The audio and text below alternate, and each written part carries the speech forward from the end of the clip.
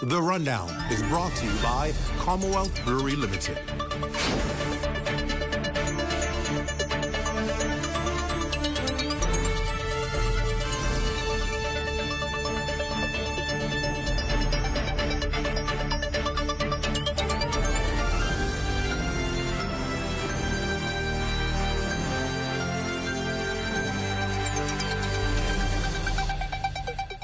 Good evening at the start of another week, and welcome indeed to the show. It's great to have all of you with us tonight. Around 50 Grand Bahama police officers living in police-assisted homes recently received eviction notices from the Commissioner of Police, Shanton Olds. And now, Free National Movement leader Michael Pintard claims that some of these officers have been living in police housing facilities for around 10 years, while adding that the Minister of National Security, his team, should have a, quote, have a heart and recant the eviction notices that were originally sent. Well, the Minister of National Security has responded with a strong statement, setting indeed the record straight. And of course, our Shane Stubbs of our Northern Service has more on this tonight. The Ministry of National Security should immediately withdraw that letter so that they are able to address what will be a housing crisis for officers. That's Opposition Leader the Honorable Michael Pintard in a press conference addressing the police housing issue. But tonight the minister is firing back. Through a statement released yesterday evening, Minister Munro says Michael Pintard's reckless and misleading statements on police housing show a clear disregard for facts and a willingness to politicize a routine administrative matter.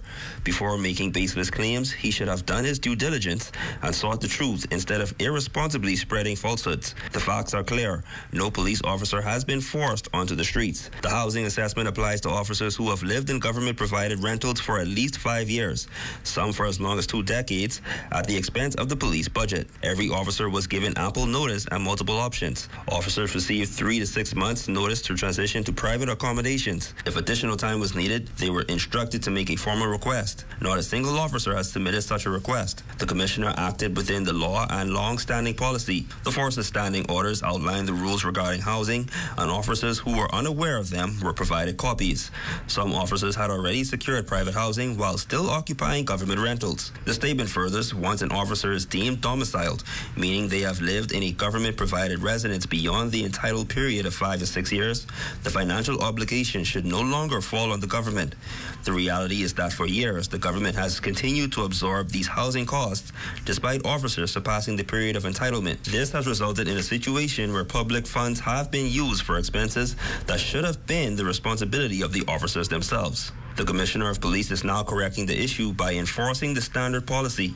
Once an officer is deemed domiciled, they must either assume responsibility for their housing costs or relocate. Officers have been given 6 months to make their arrangements. The government has also forgiven the financial obligations that officers should have assumed long ago, a move that underscores fairness, not hardship. Unlike my predecessor, I will not interfere with the independent administration of the Royal Bahamas Police Force. The statement continues, it is very clear that the Free National Movement does not respect the independence of the Royal Bahamas Police Force or the office of the Commissioner.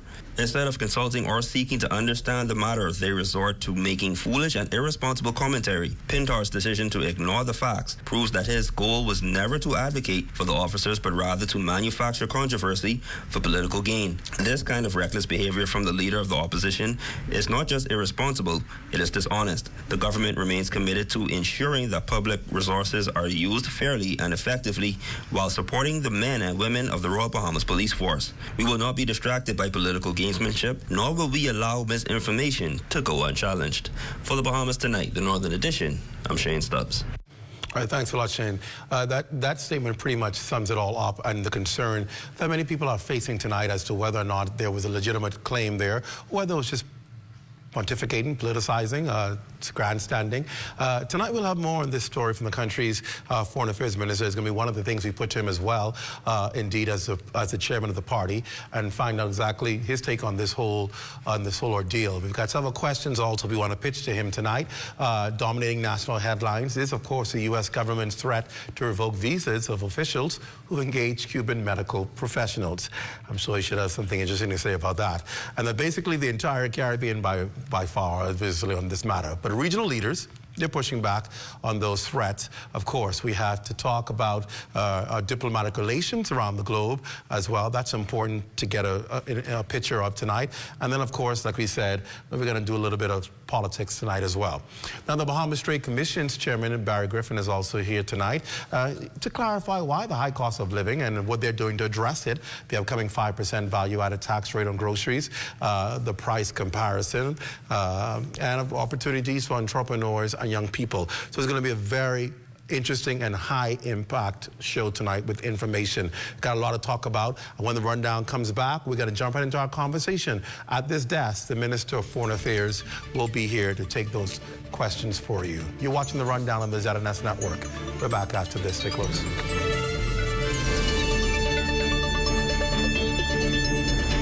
The internet isn't just for surfing. There's a sea of shoppers buying online, and you can connect with them on Tingsy. Tingsy is the SBDC's online storefront built for Bahamians. Take your business to the next level by selling to customers online, both at home and around the world. People want Bahamian things, and if you got things to sell, sell on Tingsy. Find out how you can connect with a sea of buyers by visiting tingsybahamas.com.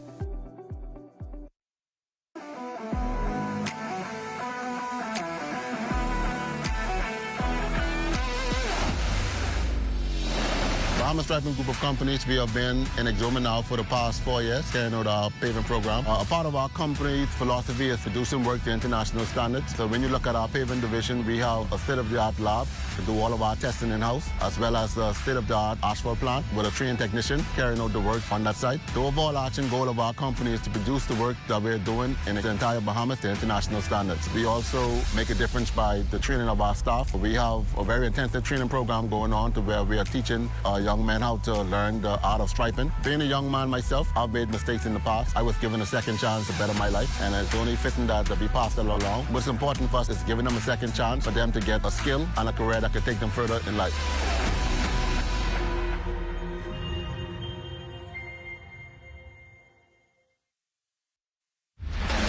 Planning the execution of a newscast is serious business. From the assignment to the concept of the story, everything has to be precise, on point, always.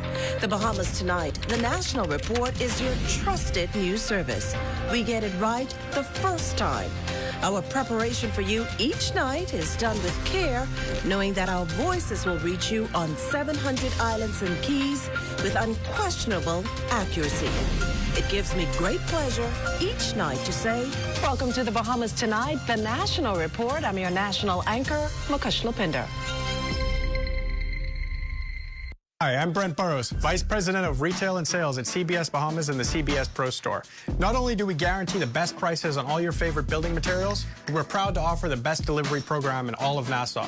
Whether you buy one box of screws or a truckload of plywood, island-wide delivery is just $5. And for our Family Island customers, we're proud to offer complimentary drop-off to the mailboat of your choice. Visit us today at the CBS Pro Store on Robinson Road and check out our website to set up your next delivery.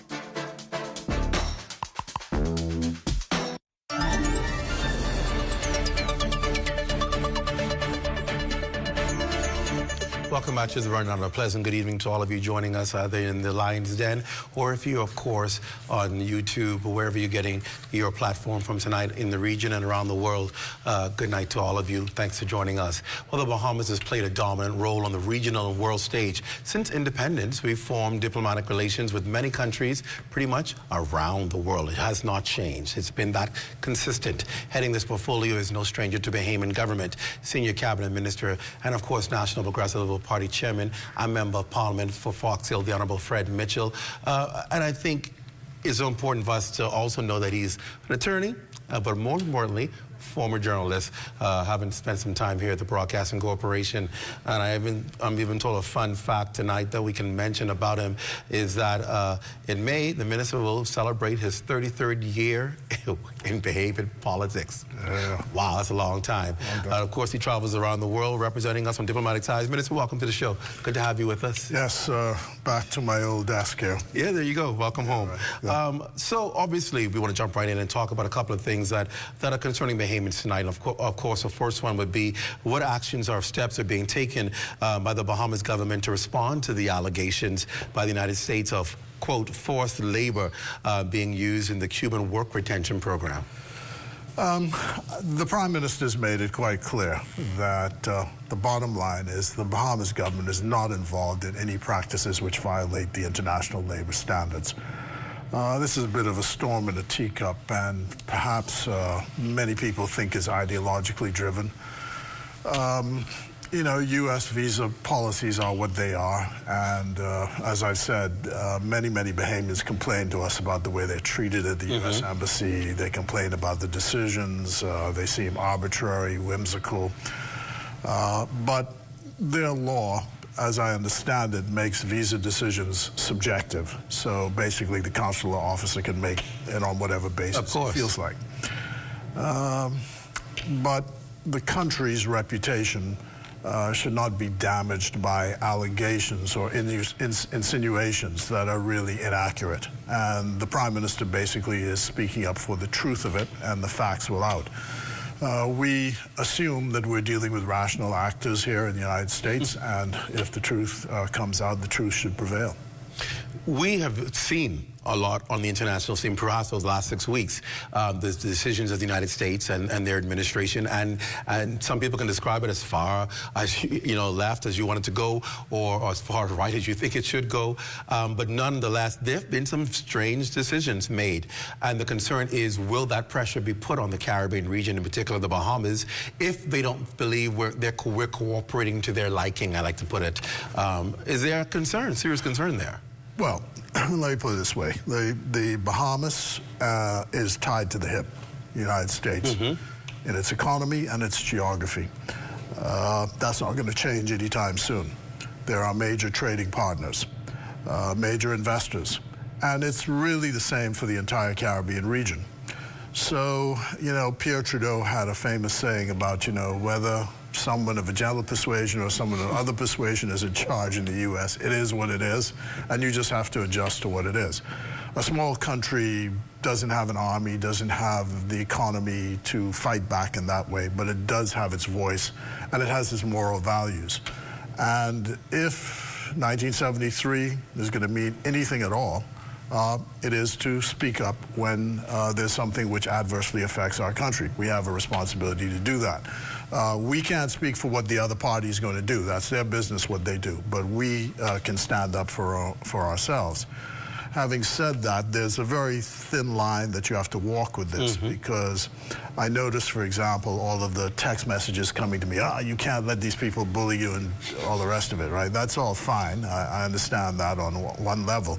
But on the other hand, you know, all our food comes from them. Yeah. I think you're going to talk a bit about that later on. All our food comes from them. All the inputs into the tourism product comes from them. All the tourists come from them. So you've got an interest in maintaining and protecting those interests.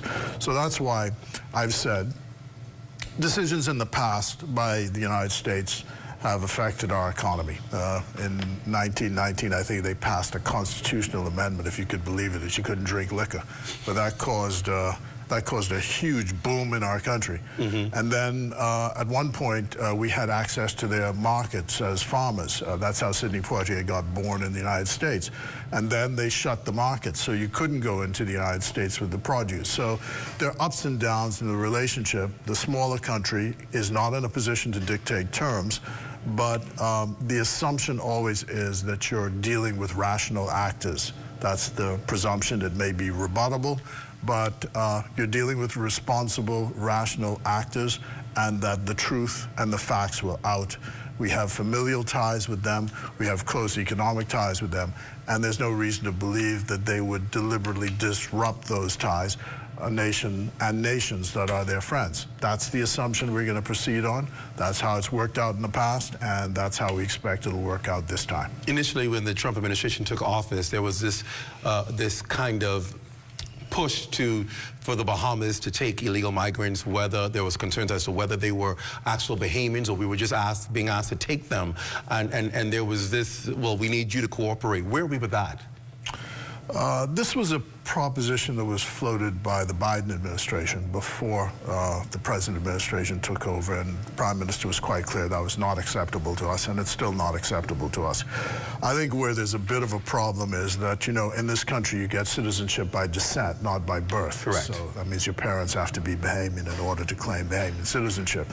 And so there's this category of people, largely from our neighbor to the south, who are born here, have a right, conditional right, I guess you'd call it, to be apply for Bahamian citizenship at their 18th birthday and before their 19th birthday. Now, many of them have left the country as children, gone to the States, and run into trouble. And in the past, the United States has tried to deport them back to the Bahamas, which is the country where they were born. And we said, well, no, they're not citizens of the Bahamas, so they have to go back to their country of citizenship. That arose again this time, and our position is the same.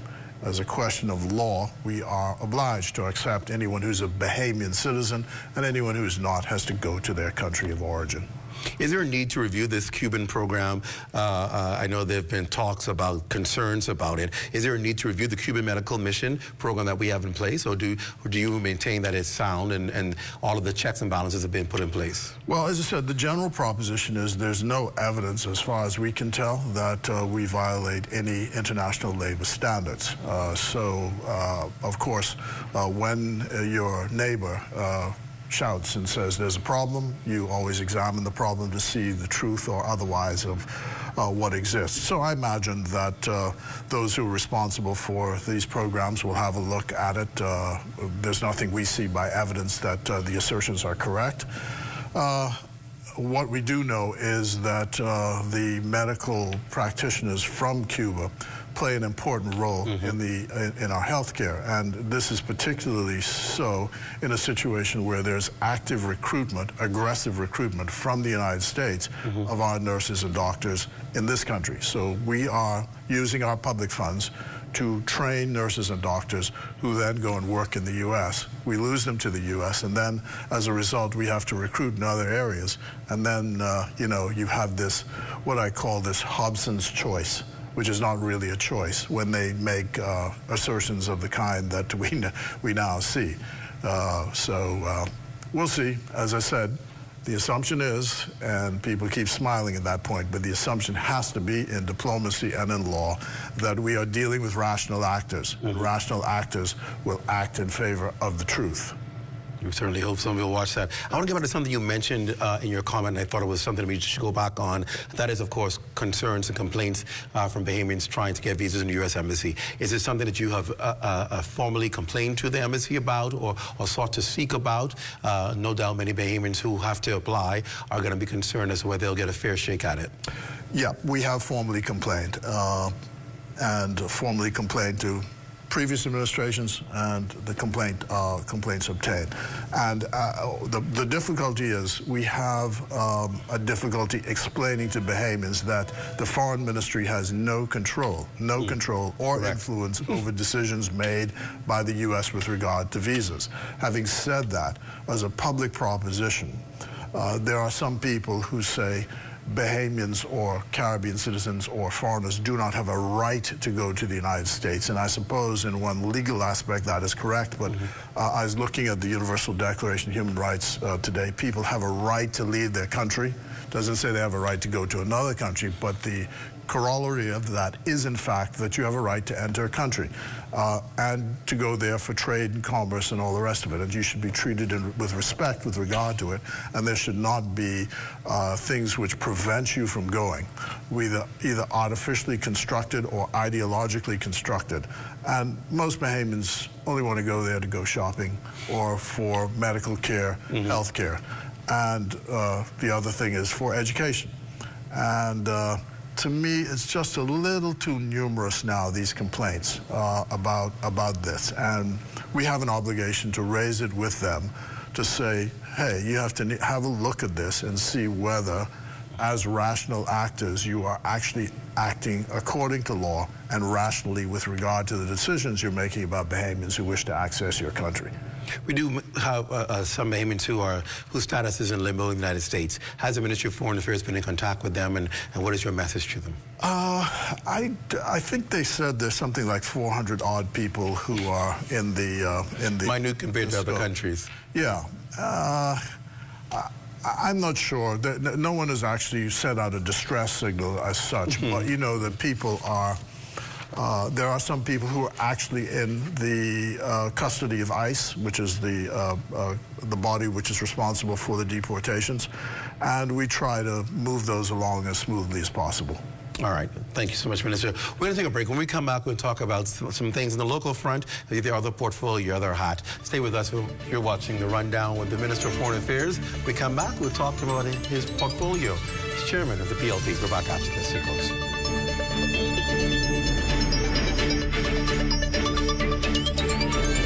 I was an electrician for 18 years, and one day I just lost my sight and found that I was in a totally new world. I just found this strength that came from nowhere, and here I am today. Even though I am faced with disabilities, the fire in me, it never went out as related to me being an entrepreneur. But the barrier is just people being understanding and willing to take a chance on somebody like myself. My dream is to see where the government can really pass laws, legislation to assist people like myself. And whether you believe it or not, we do have something to offer this country. We have to make people understand that we are here. And not in many cases we're looking for handout. We want to make a contribution. You gotta live. And part of living is that you gotta take charge of your life. And through programs like this with the SBDC, I know for a fact that my business can now come to life. For more information about how the SBDC can help your small business to make a big impact, give us a call at 461-7232 or visit sbdcbahamas.com. It's time to grow your church. Time to extend your message to all the islands in the Bahamas, into the Turks and Caicos Islands, and to the world via the ZNS app and website. It's time to broadcast your church's services on ZNS TV. To help you with that, ZNS has some exciting new packages with very good prices. It's time to call 502-3813 for details. We're here at the Nassau Village Community Center project, where over the past 17 months, we've hired over 20 Bahamian subcontractors to bring this beautiful project to fruition. I've been living in Nassau Village for more than 19 years, and to see a project like this bring great joy and pride to me. This state-of-the-art multi-purpose community center will serve as a crime-fighting initiative in the community. Also help with the education of our kids in this community and a hurricane shelter. Yeah, and it also shows what we as Bahamians can achieve when we work hand in hand with each other. We have the technical know-how, and we can pretty much deliver on any project here in the Bahamas or in the world. Bahamas Stripe and the Bahamian Company, they prove that they believe in Bahamians. Based on the outcome of this project, I don't think they're disappointed in giving a small person an opportunity to do a job such as this. The more opportunity they get, the more opportunity we will get. If you look around and see the work done so far, it just shows what we as Bahamians can do. The internet isn't just for surfing. There's a sea of shoppers buying online, and you can connect with them on Tingsy. Tingsy is the SBDC's online storefront built for Bahamians. Take your business to the next level by selling to customers online, both at home and around the world. People want Bahamian things, and if you got things to sell, sell on Tingsy. Find out how you can connect with a sea of buyers by visiting tingsybahamas.com.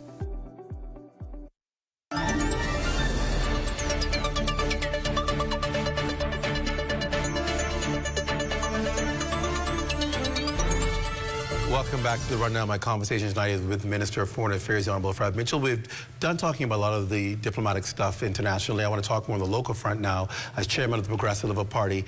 Minister, we played at the top of this show a story yesterday with the opposition Free National Movement holding a press conference to cry shame on, they call the government, for eviction notices that were issued by the Commissioner of Police for persons who are living in I guess, police housing in Grand Bahama. And according to the information, These were persons who have been living way past the time stipulated for living in those areas. Some of them living there for up to 2 decades, we understand. There are other police officers waiting to get into those homes. They were given notice. They were told if you needed to stay longer, write. No one wrote.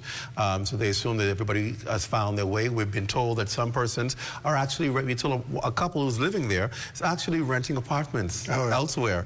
Obviously they're finding a way to capitalize on the whole movement thing. And then a statement came yesterday from the Minister of National Security, crying shame on what he called it to be politicizing this.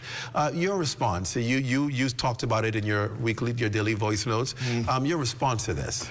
Well, I used to be public service minister, and there's this policy on domicile. And after you've been in place for 5 years, you lose all the allowances. That's so in the Foreign Service. Now, what tends to happen in our country is these things lapse. Nobody pays attention to them, and then it just goes on and on and on and on. So the Commissioner of Police has decided to make a decision on this. As they say, there's a new sheriff in town, and you could argue that you should, shouldn't, would not. Opposition parties, their job is to rattle our cage, I suppose. So, I mean, he looked, the dramatis personae, the two of them with serious faces, and, we must withdraw this eviction notice straight away, right? Oh, shaking our boots. But the serious point is that the minister said in his statement that if anyone has some issue arising out of this, then simply approach the authorities, and there'll be some adjustments made for those particular cases. So far, that's not been done. So I think Mr. Pintard doesn't have the political capital that he thinks he has in this particular situation. Anytime the PLP is involved in something and people are in distress or they have to appeal to the human side of things, we always err on the side of that, and I'm satisfied the minister and the Commissioner of Police will do that. All right, let's talk a little bit about the political front. You're the chairman of the Progressive Liberal Party. What is the Progressive Liberal Party? What are some of the checks and balances you're putting in place now as you prepare to go to elections next year that you think the party must do in order to prepare itself for the election season? Well, the first thing is you got to put your brain in gear for the fact that we are entering campaign season. And over the weekend, we had 6 of our branches together with a consultant who was going over the whole thing of statistics and data and targets and all the rest of that, and swapping stories about how people can prepare themselves for canvassing and what they should say in canvassing. This is part of an ongoing review that we've had over the last year, constituency by constituency, member parliament by member parliament, to have an assessment of where we are in fact. It's very easy to be in government and forget the fundamentals, which is that you need to be in contact with people, because this is a people business. We have small constituencies, so there's no reason why you can't be in touch with electors at least once during the term. Patrick Manning, when he's Prime Minister in Trinidad, used to mandate that members of Parliament would have one day where they did nothing else but see constituents in their constituency offices. So the deal is to get everybody cranked up into that mode again, and to understand that, this is a people business. This is also put money on the ground business. This is, getting yourself organized with statistics and data, because election is coming. Will the Progressive Liberal Party run the same candidates again? I can't speak to that. As the chairman of the party, my role now is to make sure everybody is kept together. We don't have candidates as such. We have members of parliament who sit in seats. All of them, as far as I'm aware, have been given their marching orders to keep the troops together, and all of them are doing that insofar as I can tell. I've been really pleased at the volume of branch meetings that take place on a monthly, weekly basis. I try to go to as many of them as I can, and to thank people for their support, because this is a people's business. It's a volunteer business, to listen to what people have to say and to make sure that the government's policies and the application of those policies are adjusted to what people are actually saying on the ground. You have to be really careful not to live in a bubble. I'm glad you said that, because there's been concern that Progressive Party's base has had concerns about either been ignored, been overlooked. When you came to office, they weren't helped. They didn't get all that sorted out. And now, normally, parties would need the same base to be on the ground talking to people. How's the Progressive Party bridging that gap? Again, there's an old ad. I think it was for Delta Airlines, but and it's talking about. It starts off with a man in a factory, and he's saying how an old customer called him up and said, "I don't understand this organization anymore." And he says, "I bought some Delta Airlines tickets, and you're all going back to the markets, and you're going to check with them, and so you reintroduce yourself to old friends and introduce yourself to new friends." And that's where we are. Every member of parliament, every senator has been given the marching order that you have to go back into constituencies. If you don't already, you have to hold regular branch meetings. This is like church, every Sunday. So every month the branch has to meet, and you get a chance to swap stories, and everybody understands where we are. And we have to work toward that goal. And the goal is not because we are so crazy for power, because power, of course, is important. And you can only do things for people if you have power. But the fact is the country is better served if the Progressive Liberal Party has another term, because you need the continuity. I was saying this morning that continuity is a big thing for me, because people keep complaining about crime, for example. And we know that the long-term, the way to deal with solving the crime problems is actually long-term. And, democracy being what it is, thank God for that. But the fact is that we've been back and forth, 5 years here, 5 years there. And every time the Free National Movement comes in, they cancel the social programs that we've been engaged in, to our detriment. And then they complain that crime is out of hand, or so they say.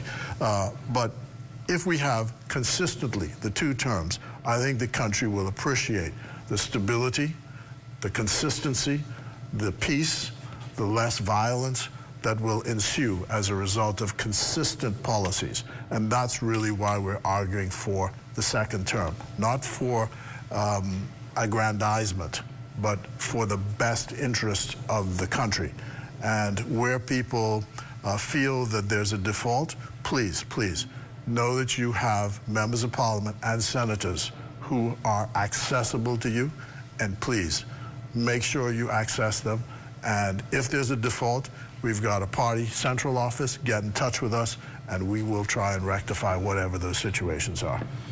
There have been some challenges, obviously, with Grand Bahama, getting the Grand Lacaille Hotel sold, getting the airport up and running with new partnership, and of course the dispute going on with the Grand Bahama Port Authority.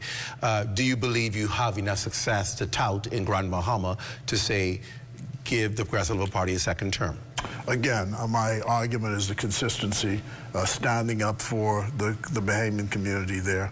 I think West Grand Bahama is an example of the way that investments play out to the benefit of people, and we certainly will be defending Ginger Moxie's seat with all the moxie that we've got, and we're going to target the leader of the opposition seat to make sure that he's uncomfortable as possible during the campaign coming up. So if he keeps his job, it'll only be by the grace of God. Let's turn and talk about the concern about corruption. It was mentioned in a U.S. report, and it's something that the opposition parties have been using and saying this government, this administration is corrupt. What do you say in response to that? That's a piece of fiction that has been trotted out by the Free National Movement over many years. The interesting thing, of course, is that they trot it out, but it doesn't work, because they lost the election after trotting that out in 2021. They're trying to find scandal again where there is no scandal. And they try always to employ the language of American reports about what is supposedly going on in the Bahamas. As far as we know, these cases have nothing to do with institutional corruption, this case that they keep touting in the United States. And, of course, you have their own president of the United States saying that the district that issued the indictments is itself corrupt. So, I mean, I don't know what Anyway, that aside. But the fact is that when you go and look at the history, if you deal with the UBP, there's real corruption there, self-dealing, paying themselves consultancy fees from the Grand Bahama Port Authority, and then their successors were the Free National Movement. And if you go back to what happened in 1977 when Pinling got rid of, let's see, 6 or 7 of them for various corruption allegations, some of them were charged before the courts. So, you know, if you want to play that game, you can. What you know is that every time there's an allegation of corruption against the Progressive Liberal Party, it's thoroughly investigated and dealt with one way or the other. And so there's nothing that says that the Progressive Liberal Party, or that can prove that the Progressive Liberal Party is a corrupt organization. In fact, it is the nation-building organization. It is the political party that builds the Commonwealth of the Bahamas.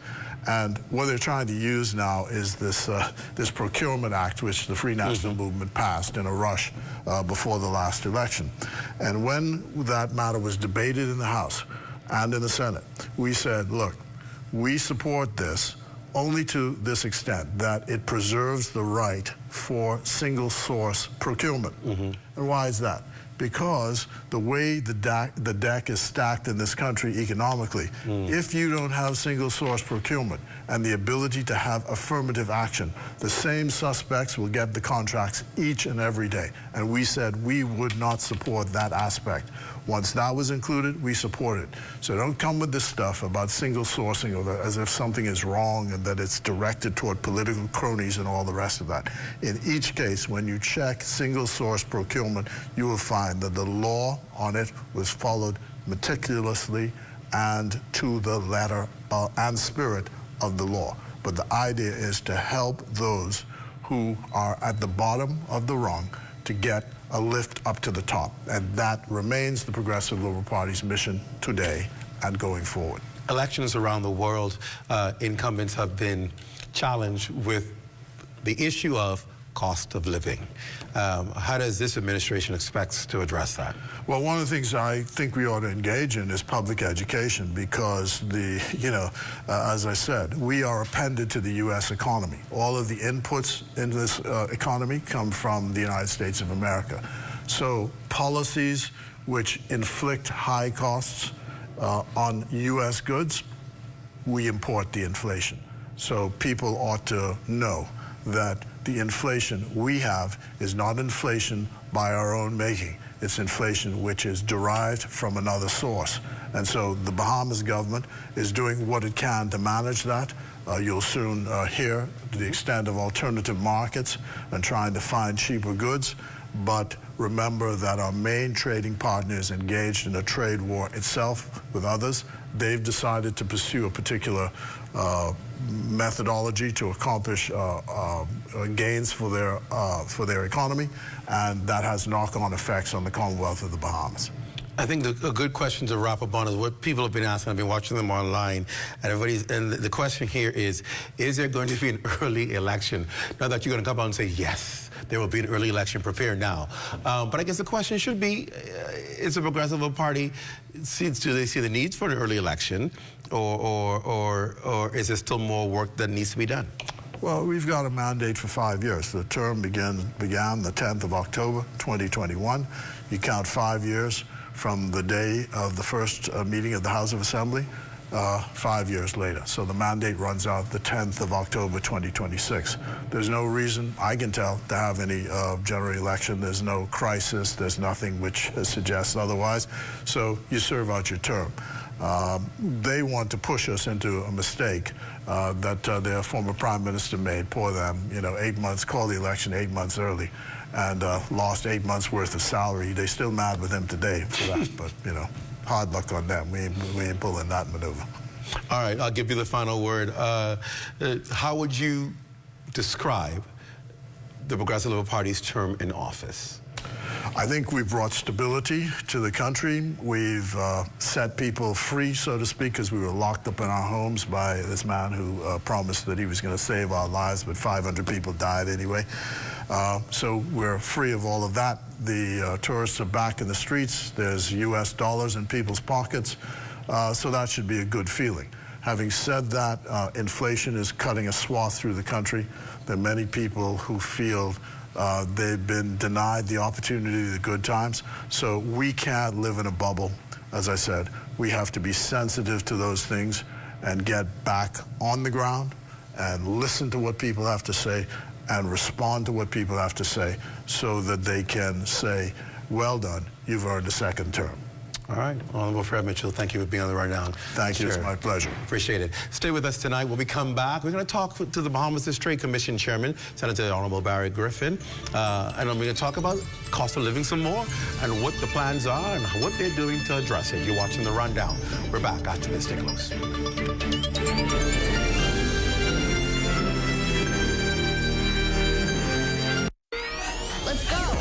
At Frame Studio, as soon as you enter the door, we showcase any individual that comes in there and make it feel like they are at home. The space itself is 1,800 square foot. Our side wall, which is industry standard also, is 24 feet wide. You can do anything that you can possibly think of. At Frame Studio, under our theme, Now Create More, we look at Frame Studio as a canvas. And any artist knows a canvas is blank, and then you create whatever you want to do, right? So we have where you could rent tools. We even have workstations that people could rent out. To anyone inspiring to do what I've done, or what my colleagues have done, or any other journey, I would say to you, don't be afraid. The worst someone can actually tell you is no. So if you have a vision, you have an idea, not everyone will get it. But if you believe in your vision, you believe in your idea, I say go wholeheartedly at it. For more information about the Creative Entrepreneurs Initiative and the Crafting the Bahamas workshops,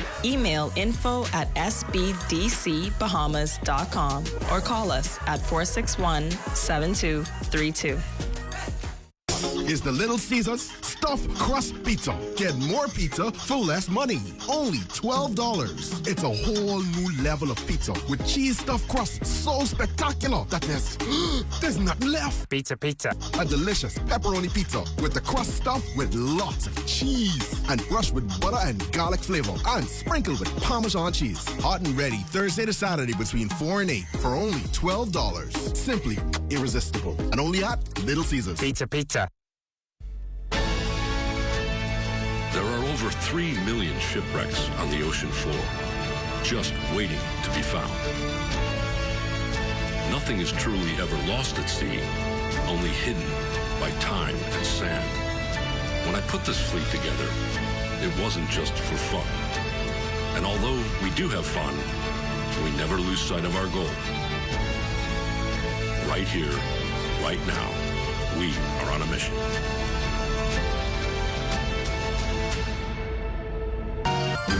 What you see on this television station is governed by IRCA's Code of Practice for Content Regulation. The Code of Practice covers matters relating to program content that are of concern to the community, such as local content, news, current affairs, and programs for children, advertising, including political advertisements, and the responsibilities associated with broadcasting in the Bahamas. The code also covers aspects such as access services for the hearing and visually impaired, and the procedure for lodging a complaint about anything broadcasted by this television station.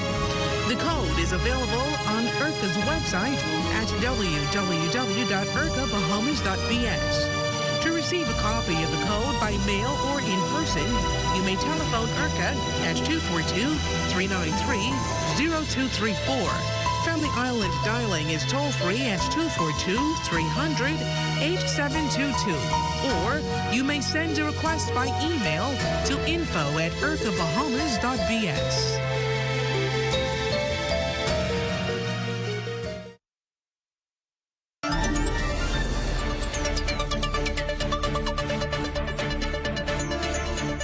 Welcome back to the Rundown. Well, the mission of the Bahamas Trade Commission is to canvass the Bahamian business community to pretty much understand their concerns with regards to various agreements where there is a potential that the Bahamas would be a party to international organizations like the World Trade Organization and inform them about the developments in the negotiations regarding membership. Well, joining us tonight to talk about a myriad of topics is Bahamas Trade Commission Chairman, Senator the Honorable Barry Griffin, and Supply Chain Specialist Liliana Russell. Gentlemen, welcome to the Rundown. Good to have both of you here. Thank you for having us. Good evening. Good evening. Good to be here. Obviously, I want to break it down so that our people understand really the work that the commission is doing, because at the end of the day, it means one thing to Bahamians. Am I going to pay less? Am I going to be able to afford what I need to buy? And what are you going to do to change that? So let's talk really about that, first of all, in the fact that this commission has been established really to establish new trade opportunities for the Bahamas. Right about now, when you're seeing a lot of things going on in the U.S. and with cost, it makes you wonder, well, this could be the breakthrough right here. Talk a bit about that first. So under this administration, this is perhaps the most active the Bahamas Trade Commission has ever been. Wow. And so what this Prime Minister has done, he saw the issues with trade that were pending because of inflation, supply chain issues, the war in Ukraine that happened very early on in our term, and he mandated the Trade Commission to be at the forefront of the cost of living issue in the Bahamas. The reality is that the cost of living in the Bahamas is astronomical. We've been in the top 20 highest cost countries in the world for over the last 20 years. So this isn't something new, but Bahamians are feeling the pinch more because inflation is high. And so we've been mandated to look at our various trade agreements, look at the trading relationships we have with countries around the world, take advantage of the great diplomatic relationships we're building around the world through the Prime Minister's travel, through the work of the Ministry of Foreign Affairs, and basically to turn those into opportunities for the Bahamian people. So our first and foremost goal is to be at the forefront of lowering prices here in this country. And so we have embarked on a national trade diversification program in which we are using these great relationships we have around the world to get the best prices of goods from around the world. So we've seen it with the cost of eggs dropping drastically. That was a direct intervention by the commission. And so that was SuperValue's response to the calls from the commission to diversify their trade. And that's what you want. You want people to be able to take the bull by the horn for themselves and do the same thing. And so that's what we're doing. It's a two-pronged strategy. One, we're simply promoting to the private sector to say, hey, look at these different supply chain opportunities, diversification opportunities, businesses that are able to do it on their own, like the SuperValues and the larger companies. We say do it. But we also have a specific government program in which we work with supply chain experts like Mr. Russell and his company, where we pair small and medium-sized businesses with companies like his to import goods from around the world. So smaller companies may not have the resources or the know-how to do it, and so we brought in the experts who are on the ground already helping Bahamian businesses to import products, and we pair them with these companies. So let's bring you into the conversation, because tell us what exactly specifically do you do in this regard? Well, in this regard, Clint, well, good evening, Bahamas. My name is Liliana Russell again. So in this regard, what Russell and Russell do is we are a supply chain and logistics company, right? So we source products through all over the world. You know, we've been working through alternative markets for like 2-3 years now. So with this particular initiative that the senator rolled out, it was God sent. You know, because we've harnessed relationships from like 3-4 years ago throughout Central America, South America, China, Europe, Eastern Europe. You know, so you know, we've harnessed relationships from building supply companies, textile companies, cleaning product, assortment of different products. So what we are doing, there's several things that we're doing, several exciting initiatives that we have planned. Over the next 2 to 3 weeks, the existing customers that we have right now, along with new customers, we'll be rolling out a Zoom gathering, Zoom call, where we will be introducing suppliers, right? And what we're going to do is we're going to educate the local retailers, the local wholesalers, in terms of who the vendors are, that the potential vendors that they'll be working with in the South American region that we're working with right now. Some companies want to know, okay, what's the history behind the company? What's the history behind the product that we're getting? Because you know, we saw what happened with the eggs, right? There's a lot of questions behind the eggs. So what we want to do is we want to give you the science behind it. So if there's any questions that you have, right, you can ask in that meeting. Yeah. So we're doing that in the next 2 to 3 weeks. That makes a whole lot of sense. And then what we're also doing as well is we're streamlining the procurement process in terms of creating an app, a procurement app, right? Because what we know for a fact, with our experience purchasing in alternative markets outside of America, is there's a communication barrier, right? That's one challenge. Of course. A lot of Bahamians are receptive to purchasing outside of America into different regions, right? But the question is, okay, if I go to Brazil or if I go to Colombia or Costa Rica, the prices are good. But the next question is, how do I get the products out? And then how do I read the products? How do I read the product? In Spanish. Exactly. How do I read the product? Yeah. And then, right, exactly. So that's where we come in, right? So we streamline that process. We already have the suppliers, right? We create the app, we put the product on the app, convert that into English, and the price is on the app as well, right? So the Trade Commission is busy working with Russell & Russell as well as a few other companies that have reaches into Africa. We're working with a Bahamian company that's bringing products from Africa. Wow. We're working with companies that are bringing products from the Caribbean. So we're looking into Jamaica, Trinidad for snack food products, for sauces and seasonings that Bahamians love and are used to, all as an alternative to the U.S. market. As Minister Mitchell would have said, the U.S. is our strongest and most dominant trading partner, and that's not going to change anytime soon. However, to ease the burden of the cost of living on Bahamians and also to protect our supply chain and national security, it's important to diversify so that when there are fluctuations and disruptions in the market, we already have great relationships with other sources where we can get products. So we're very excited to be working on these initiatives. So I'll tell you, so tell me how is that working? Because Bahamians seem to be people hung up on name brand. You know, we want a certain kind of product. Matter of fact, we call some name brands the product. Correct. You know, thinking that that's what it is. We say, I need to go buy some Mahatma rice rather than rice. Yep. You know, I need to go buy some Milo. You know, these are all brands, right? So Bahamians like brands. Are we seeing now Bahamians moving away from what they traditionally grew up seeing as the product and saying, I'm willing to try something else if it's more economical? So it's very interesting. We've been doing polling of the Bahamian people. We have lots of polling where we speak to consumers, and what consumers are telling us is that things are so expensive right now that they're willing to try. And again, we've seen that with the eggs. A lot of people questioned where are they from, but as soon as they got that sort of a surety that these products are safe, they came into the country legitimately, Super Value shelves absolutely sold out almost immediately. Yeah, because they're now back to the expensive $13, $7 eggs. Well, $10 now. Exactly. So now we need new shipments, and so that's actually great. The proprietors of Super Value actually said in a newspaper statement that it was a great gamble. They took a gamble on it, and it succeeded. And so what we're finding is that different people are willing to try different products. So you may not want to try a particular product and stick to your brand,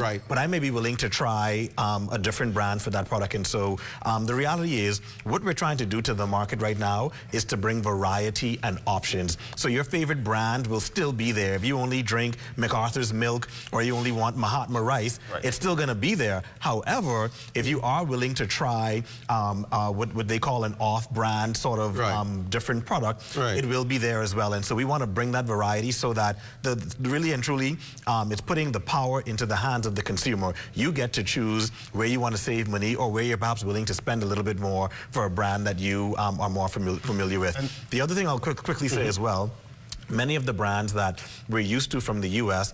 are actually non-American brands. They're just sold in the U.S. Or the U.S. does sort of value added to give you the product. So, for example, Bahamians are very familiar with the Goya brand, lots of canned goods. That's a Dominican company that also does stuff in Puerto Rico. They are heavily in the U.S. market, and so we buy those products from the U.S. thinking that it's an American product when it's actually not. We can go straight to the Dominican Republic, straight to Puerto Rico, and get those products directly here to the Bahamas. I do have a view online asking what number do we sign up for the Zoom meeting? Okay, so yeah, the number to sign up for the Zoom meeting will be 359-3735. So you can just text that number. Right, 359-3735. 35. And that's how you can get a part of it. I'll give you the last closing remarks. Go ahead. What do you want people to do? Because obviously we need buy-in, right? Because obviously it's about the numbers and the bulk. What do you want to say to the Bahamian people regarding, obviously, very strong and powerful initiatives to reduce the cost of living, but it requires people to actually participate, or else you won't see the movement. So the thing that the government and the Bahamas Trade Commission wants to get to the public is that our only concern is lowering the cost of living. The reality is the world is changing, the trade landscape is changing. We see every day different pronouncements coming from different parts of the world that will affect us here in the Bahamas. And so we want the business community in particular to be open to change. change, to be at least willing to speak to new suppliers, new manufacturers. We have lots of trade missions that we're planning where the government will have representatives on the missions, and some of the missions are strictly for business people to go and meet the suppliers in person, go to the farms, go to the stores, go to the factories and see these things happening so that you can come back more educated and inform the Bahamian consumer of what you've seen. So our mission in this, be open-minded and be willing to bring back cost savings to the Bahamian people. Sounds good. Gentlemen, thank you both for being on the rundown tonight. We've gotten the conversation started. We're going to have you back to talk more in detail on how the programs are working. Thank you for being here. Thank you so much. Our pleasure. That does it for the rundown. Be sure to stay locked on the ZNS network. The Bahamas tonight at 11. It's the final newscast in the country with the latest news and information with Royston Jones. He's right over there in the building, right over there in the newsroom, getting ready for the 11 o'clock news. For all of us here at ZNS, I'm Clint Watson. Thanks for joining us. Good night.